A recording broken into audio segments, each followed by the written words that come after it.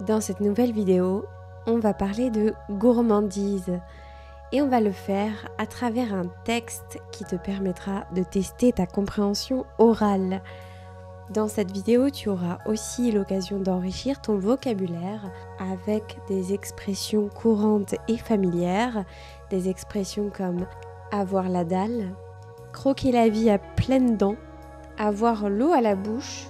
Tu connais ou tu connais pas? Si tu connais pas, installe-toi bien confortablement, ouvre grand tes yeux et tes oreilles et prépare-toi pour cette nouvelle vidéo. Bienvenue sur la chaîne de ceux qui veulent vivre le français au-delà des manuels. Ici, on met la théorie de côté pour une expérience authentique. Je te parle comme un natif, tu testes ton niveau, tu enrichis ton vocabulaire et tu te surpasses pour pouvoir ensuite t'exprimer comme un français, avec des contractions, du jargon, des expressions idiomatiques et familières. Mon nom est Cléo et je t'invite à te joindre à moi pour relever ce défi avec enthousiasme. Comme toujours, je vais te lire le texte d'aujourd'hui 2 fois. Pour la première écoute, tu ne pourras pas lire le texte, puisque l'objectif c'est bien de tester ta compréhension orale, et lors de la seconde écoute, tu pourras lire le texte en même temps.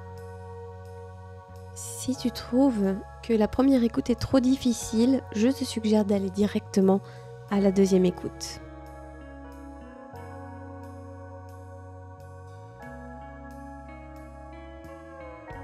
Il y a 4 ans, j'avais réussi à arrêter le sucre raffiné pendant plusieurs mois.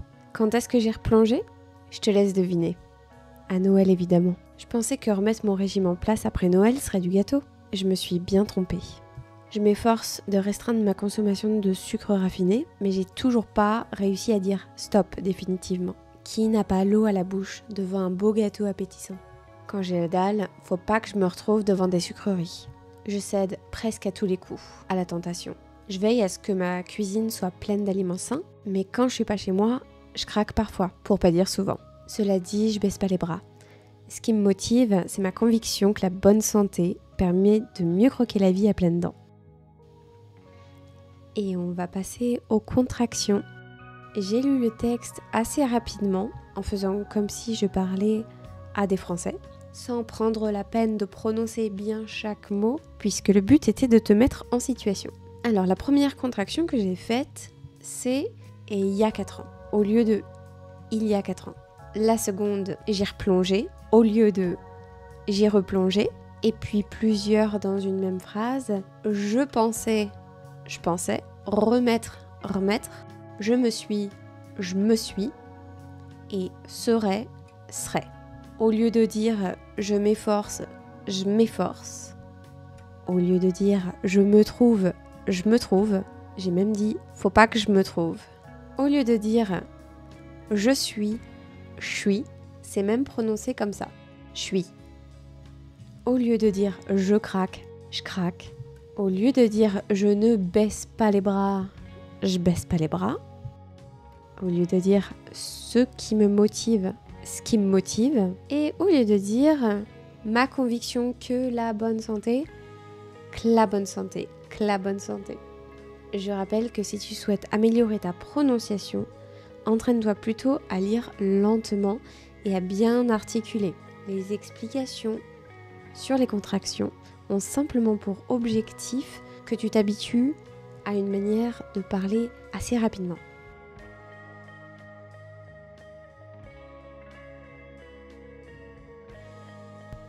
Il y a 4 ans, j'avais réussi à arrêter le sucre raffiné pendant plusieurs mois. Quand est-ce que j'ai replongé? Je te laisse deviner. À Noël évidemment. Je pensais que remettre mon régime en place après Noël serait du gâteau. Je me suis bien trompée. Je m'efforce de restreindre ma consommation de sucre raffiné, mais je n'ai toujours pas réussi à dire stop définitivement. Qui n'a pas l'eau à la bouche devant un beau gâteau appétissant? Quand j'ai la dalle, il ne faut pas que je me retrouve devant des sucreries. Je cède presque à tous les coups à la tentation. Je veille à ce que ma cuisine soit pleine d'aliments sains, mais quand je ne suis pas chez moi, je craque parfois, pour ne pas dire souvent. Cela dit, je ne baisse pas les bras. Ce qui me motive, c'est ma conviction que la bonne santé permet de mieux croquer la vie à pleines dents.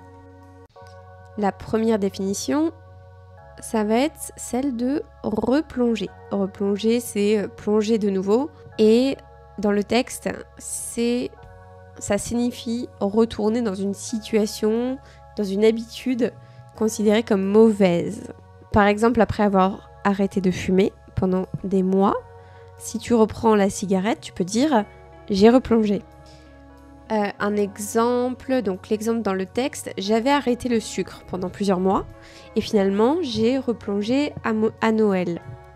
Je n'ai pas su résister à la bûche de Noël.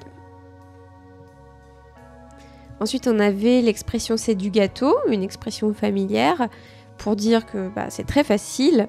C'est pas une question de dessert, c'est simplement pour parler de quelque chose qui est très facile. Si tu passes un examen que tu trouves très facile, tu peux dire cet examen c'était du gâteau. Et dans le texte, je pensais qu'arrêter le sucre serait du gâteau. C'est bien plus difficile que ce que j'imaginais. Dire stop à, c'est simplement arrêter quelque chose. J'ai dit stop à la cigarette, j'ai dit stop au sucre. Je n'ai pas réussi à dire définitivement stop au sucre. Ensuite, avoir l'eau à la bouche. Avoir l'eau à la bouche, c'est quand tu as très envie de manger quelque chose qui semble délicieux au point que tu salives rien qu'à l'idée d'y goûter. Tu peux dire par exemple, si tu sens une odeur d'un gâteau qui est dans le four, tu peux dire cette odeur me met l'eau à la bouche. Qui n'a pas l'eau à la bouche devant un beau gâteau appétissant? L'expression avoir la dalle. Donc tu peux l'utiliser quand tu es entre amis par exemple. J'ai la dalle, ça veut dire j'ai très faim. Simplement j'ai très faim. Quand j'ai la dalle, il ne faut pas que je me trouve devant des sucreries, sinon je ne peux pas résister. Céder à la tentation. Si tu cèdes à la tentation, c'est que tu n'arrives pas à résister à quelque chose que tu désires. Face à une gourmandise, je cède presque à tous les coups à la tentation. Ne pas baisser les bras, c'est, imagine que tu vis un moment difficile. Si quelqu'un te dit ne baisse pas les bras, ça veut dire ne perds pas espoir et continue d'essayer. Il peut te dire, voilà, même si c'est difficile, ne baisse pas les bras. N'abandonne pas. Je n'ai pas encore réussi à reprendre mon régime, mais je ne baisse pas les bras. Je vais essayer jusqu'à y arriver. On avait aussi craquer. Craquer, ça a plusieurs significations, mais dans le contexte émotionnel, ça signifie ne plus pouvoir résister à quelque chose. Ne plus pouvoir résister, craquer. Et dans le texte, c'était « Je voulais me remettre au régime, mais face au gâteau, j'ai craqué ». Pour ne pas dire, on utilise cette expression pour insister, pour amplifier une idée. On peut faire plusieurs exemples. Donc, il est fatigué pour ne pas dire épuisé. En fait, il est épuisé. Ce film est ennuyeux pour ne pas dire insupportable. En fait, il est insupportable.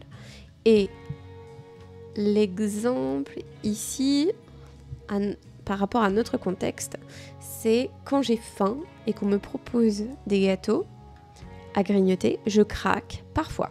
Pour ne pas dire souvent. En fait, je craque souvent.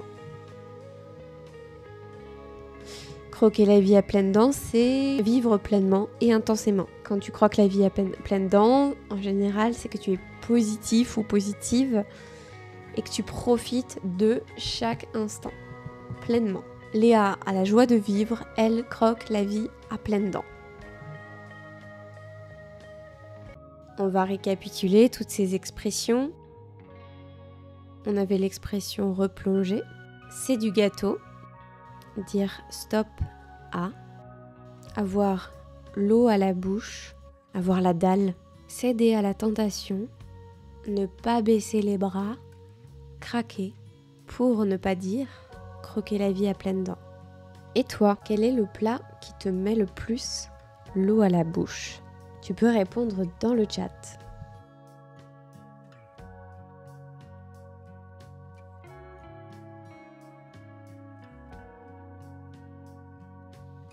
Merci d'avoir écouté jusqu'au bout et je te dis à bientôt.